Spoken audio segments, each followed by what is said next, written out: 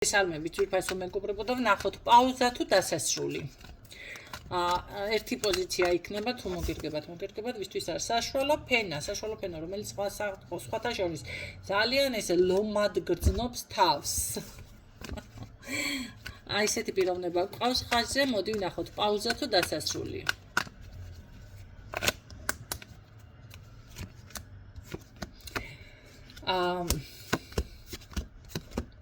აქ ისე ხომ არ გემართებათ თქვენ რომ ქალბატონი უფრო ასრულებს აქ ურთიერთობას.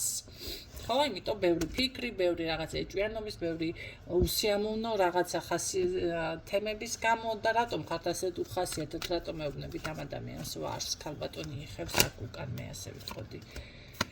იმიტომ რომ გული მეტკინა და მე ეს სიყვარულია თუ ეს ურთიერთობა რაც მომდოდა ამ ადამიანიდან ვერ მივიღე, მაგრამ მე პაუზა თუ დასასრული ის მაინტერესებდა და გამოდის ეს ადამიანი გამოვა კონტაქტზე თქვენთან.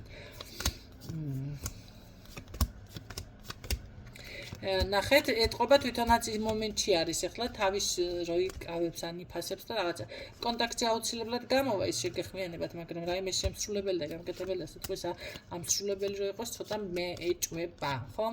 თუმცა საბუთები ფინანსები არ გაგიკვირდეთ თუ რამე მაინც საუბარი იქნეს. მე მაინც ასე გეტყვით რომ თქვენზე არის აქ დამოკიდებული ქალბატონი გადის აქ ურთიერთობიდან, თქვენ თუ დაასრულებთ, მაინტერესებს დასრულდება ეს ურთიერთობა. დასრულდება.